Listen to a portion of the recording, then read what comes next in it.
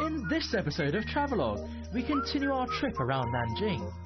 We gatecrash the birthday party of a sea goddess, discover the life of a Ming Dynasty courtesan, and watch a spectacular performance on water. So come and experience life at the heart of the southern capital.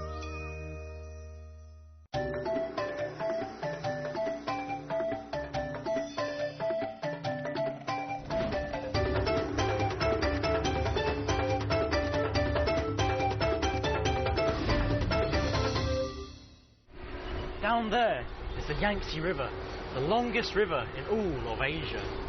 Since ancient times, it separated China into north and south, but has also been a source of life, of wealth, and of power. For Nanjing, the Yangtze is its mother river, and in this episode, we'll see how life along its banks and its tributaries has flourished.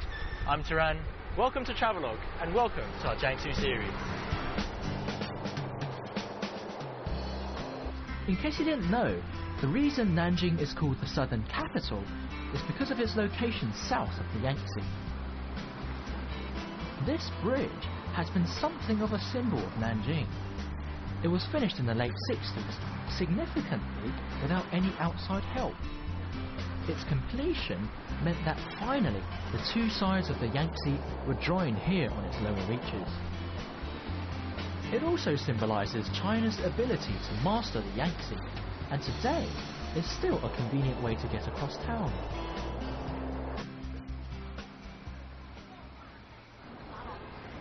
Right, so that is the Yuejiang Tower, and it's actually got quite a funny story behind it. About 600 years ago, during the Ming Dynasty, the first emperor unified China, and he wrote a story about how he did that. But he also wrote about how he wanted to build a tower to symbolise the fact that he'd unified China. But he actually ran out of time, he didn't get around to doing that. So the tower that you see there is all new. It was built in 2001.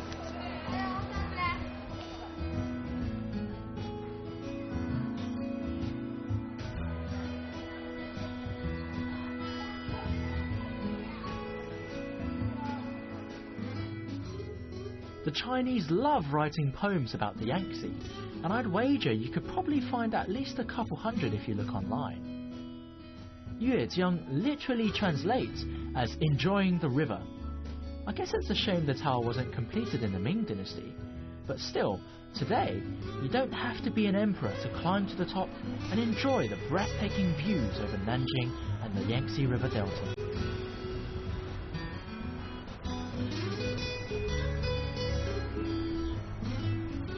Great view, hey. I can totally imagine what the emperor must have felt if this tower had been built in time to see the Yangtze River out in front of him and this kind of bustling port. It really gives you the feeling like you've dominated China and now are controlling the Yangtze River. It's pretty incredible.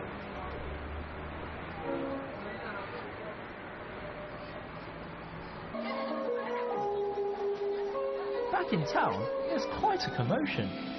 It seems everyone's here to celebrate the birthday of the sea goddess Mazu, the patron deity of fishermen and sailors. This is a recreation of Admiral Zhenghe setting sail with his fleet. He was China's most famous mariner, and there are claims that he even sailed around the world almost 100 years before Columbus. 咱们今天什么活动？庙会。庙会。骂子是吧？Oh, so apparently what he said is there's some kind of special celebration for sea goddess Mazu. So if you've watched a lot of Travelogue, I think you've probably seen sea goddess Mazu already. But what we saw earlier was they had a kind of a recreation of Zhenghe going out to sea. So today's seeming out to be pretty interesting.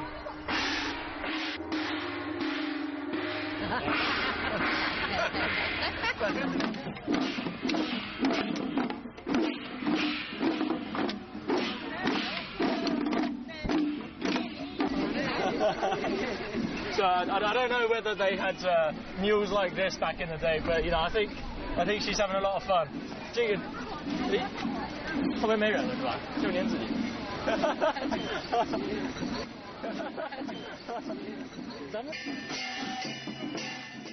I wonder if this many people turned up for Zhenghe's actual leaving. The sea goddess Mazu is usually worshipped in coastal areas, so it's a bit strange to see her being so venerated here in Nanjing. But take one look at all the ships on the Yangtze and you'll understand the reason.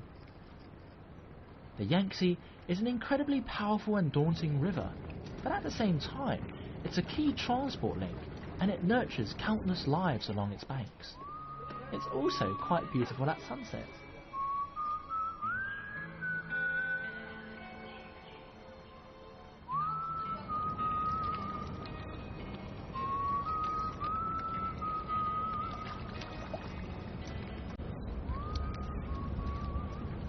Do you know what? The Yangtze is quite an interesting thing. It's such a powerful river, but now that I'm walking across this bank, I've got the sun going down over there, the ferries going back home in the background, and I've got couples walking up and down this place. It's such a romantic place, and you really feel like it's at the centre of the city.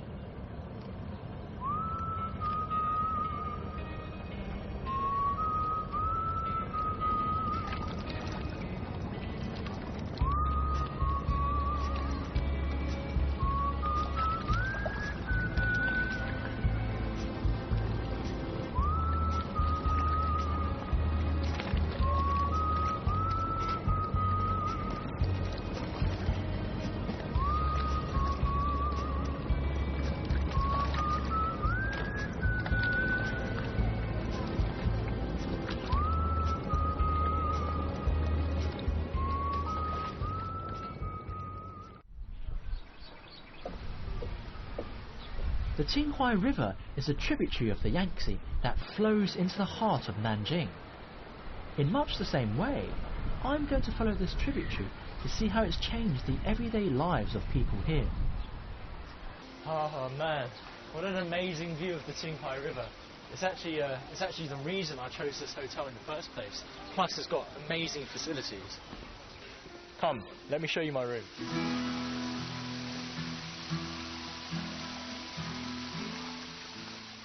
Ah, I see you've already found my room. It's my king-size bed, very comfortable. That's my jacuzzi, very nice as well. And I've got a view of the Qinghai River outside.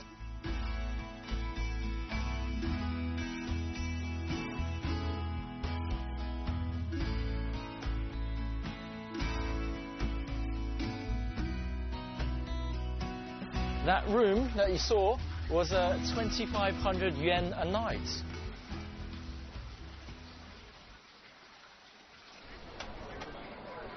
Enough dreaming about hotels. This is the Confucius Temple district, Nanjing's most happening place. Naturally, the Qinghai River flows through here as well.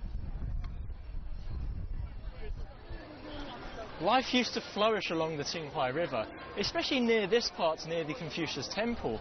And back then, it was one of the liveliest parts of Nanjing, and as you can see, probably still is.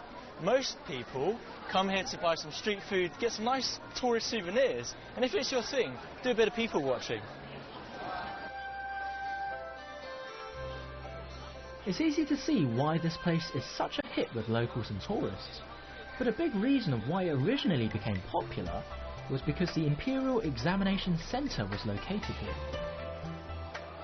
In the Ming and Qing dynasties, people from all over Jiangsu would come here to sit the imperial exam. It was a grueling test, but anyone who passed was likely to land a potentially cushy job in the imperial government. The problem was, the pass rate was only 1%. Talk about pressure.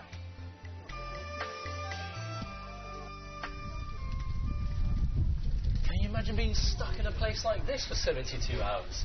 Because this is what people used to do to have exams. You'd be stuck in a little tiny cell, yay big, and have to go through 3 days, 3 nights of exams, writing essays about things. And all sorts of people used to come here because not only was it an exam, it was a way to kind of get up in life. Peasants would come here, and if they passed the exam, if they achieved it with flying colours, they'd become, people within the imperial court. So it was a way to completely change your life. Anyone could take the exam, and applicants ranged from the young to the old, to those who had no chance of passing but tried anyway.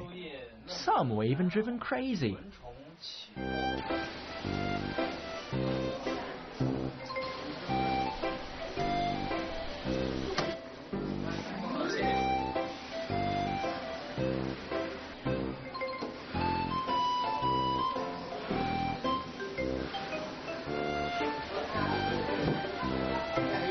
Man, I can't imagine being stuck here for 9 days. I had enough trouble just doing my GCSEs. But if you do, well, back in the days, if you managed to pass this trial, you'd actually have the chance of becoming one of the highest officials in the imperial court. So for a lot of people, it was worth the 9 days of hell. I don't think I can do this, though. Right, I won't be doing that again anytime soon. You may be interested to know that at its height, the test centre could hold up to 20,000 examinees. Naturally, with so many potential recruits flocking here, all sorts of businesses sprang up to cater to their needs. These range from food to entertainment to other. Oh, very impressive. This was the home of a very famous courtesan who ended up getting married to a high-class official, a high-ranking official, and her name was Li Xiaojun. She was considered one of the 8 beauties of Nanjing, and it was her skill in the arts and also her skill of feminine attraction that won her a lot of attention from very important people. The ladies here were highly respected and very talented, but for many of these courtesans, life was bittersweet. They'd give up everything they had for the man they loved, and back in the 18th century, Li Xiangjun's story was even adapted into a play called The Peach Blossom Fan.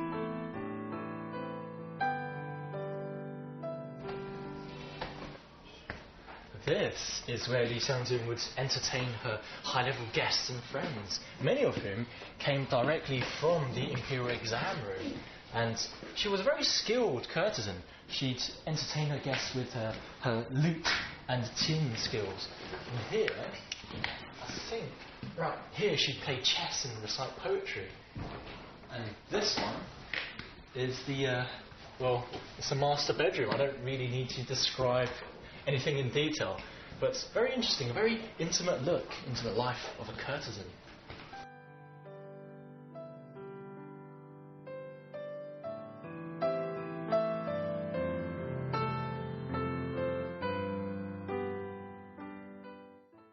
Maybe you can imagine back in the imperial days that pleasure boats would have drifted down the Qinghai River, and Li Xiangjun might have sat in my very spot playing her lute and singing songs that would have drifted through the summer air.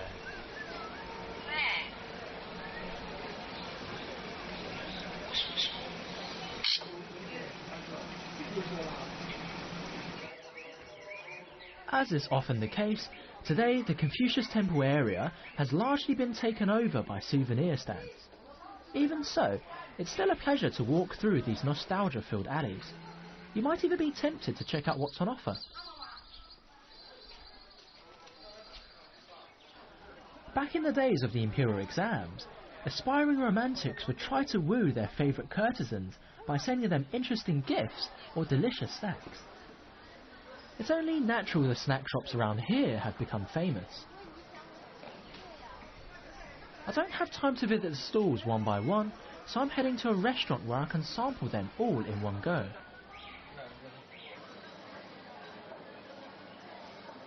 Right, so I was recommended this restaurant to come and try all of the street food in this area, and so we've got some stuff here. I've got fruits over there. This is some kind of egg substance. Got meat, and oh, that is a tea-boiled egg which I've had before, and it tastes really good. And this is cow's stomach, and this is chicken stomach, which is now going into mine. It's really good. Oh, so we've still got some more. But this is pretty cool. It's like it's kind of like Chinese tapas.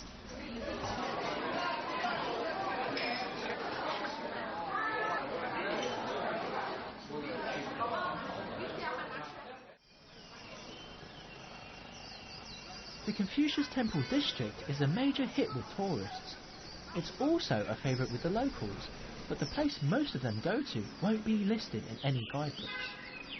My advice is, head on to the side streets and keep your eyes and ears peeled for clues.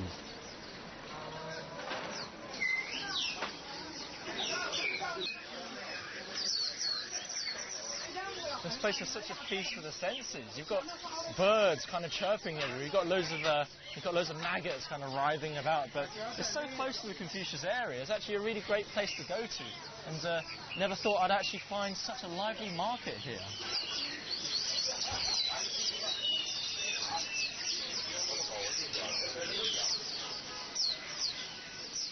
People here sure have interesting hobbies.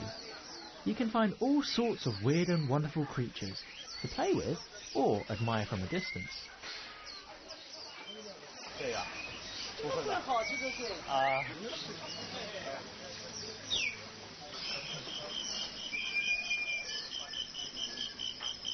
I think that's a cricket. That's so cool. 这个怎么卖啊？30块钱。这个小的是什么？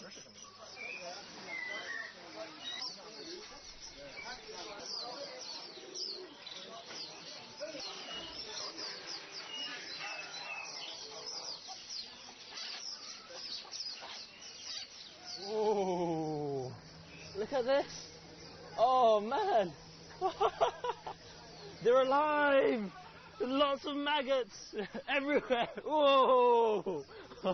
Oh, this is so cool. Man, a lot of cool stuff to find in this market. Right, so I had a load of fun, but time to go to another part of town.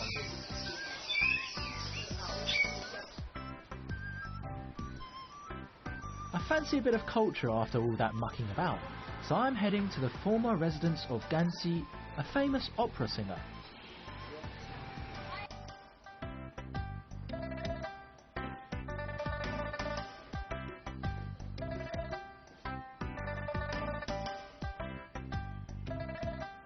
The place has more than 300 rooms and is now home to the Nanjing Folklore Museum. Inside, it feels almost like you've been transported back to the Qing dynasty.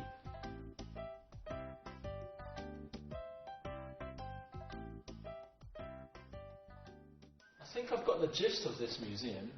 I think it's kind of like a gallery of what life was like back in ancient China. So I'm guessing this guy, he would probably sell yogurt or something like that. And this lovely lady here would...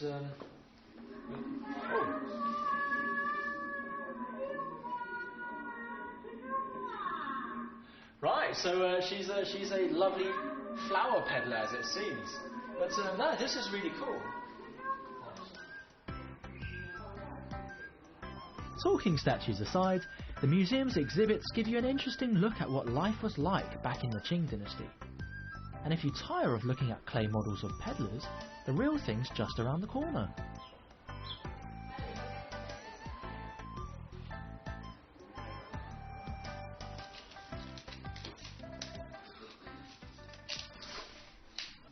Hey, 您这做的是什么东西？火花灯。火花灯。那您是就从小就开始学怎么？哎，对，祖传的。祖传的。哎，对对。已经传了多久了呀？那我100多年历史了。您自己的家里已经有？第四代，我已经60岁，67岁。这能飘到河上吗？就是放到河里。这个花灯呢有多种用途，一个可以提到走，也可以挂到走，还可以放到河里边。 Next door, I was fascinated by this gentleman with a Zen-like expression. He says he's painting calabashes, otherwise known as bottle gourds. China has a long history of using gourds in art. In fact, they were used for drawing on even before paper was invented. 这个跟在纸和布上画画道理是一样的啊。它的难点呢，就是它不吸水、不吸闷，同时是个球形啊。这样呢，就是说线条要把握好。对。那个用水呢，不要太多。哎，你可以来试一试。Okay. My hand's not the steadiest in the world. It's pretty fun. It's very difficult. because I mean, I did a bit of art when I was younger, and I thought I was alright, but that was drawing with a pencil on paper, and on this one I seem to be quite crap, so it does require a lot of skill and patience. Painting on a calabash really isn't easy, since the strange shape tends to mess up your proportions. I finished.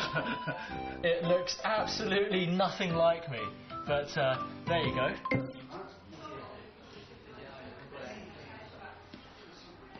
If you've also lost your confidence in your artistic ability, don't fret. In the adjacent rooms, you can find many talented craftsmen showing off the skills they and their ancestors have perfected.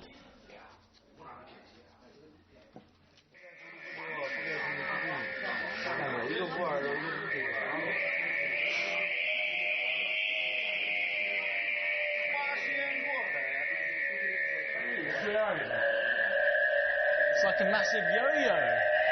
Yeah. He's doing the UFO. Let's walk the dog.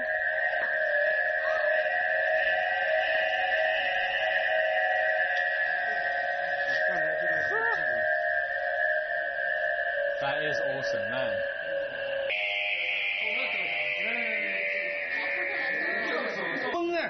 分的速度不到速度，响了，插个孔，那响了，慢点，慢点。That's pretty cool. I want to give it a try later.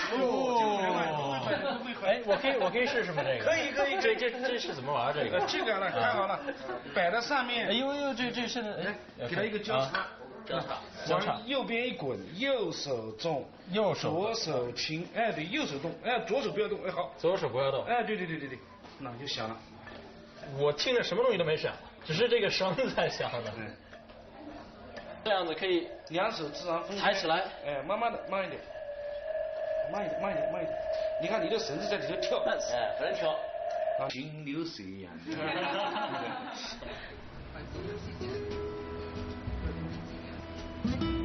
The banks of the Qinghai River around the Confucius Temple area are lined with beautiful lanterns all year round, so taking a boat out is the perfect way to enjoy your evening.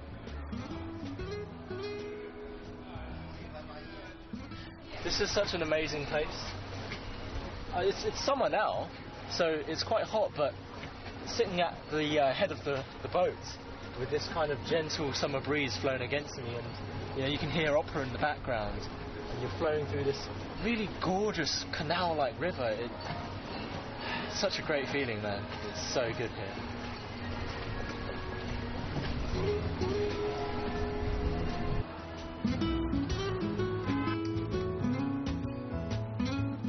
Centuries ago, important officials sailed along the Qinghai River in their pleasure boats.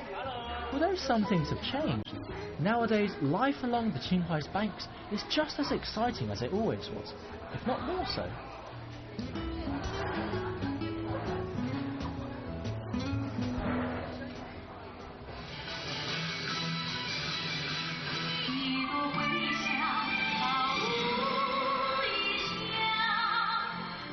Let's get a load of that. Bloody hell.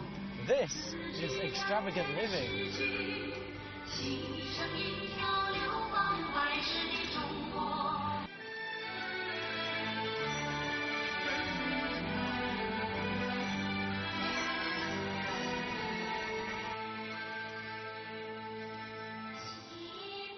These performances are held nightly, but I would suggest checking in advance the price and availability of tickets, since seating is limited.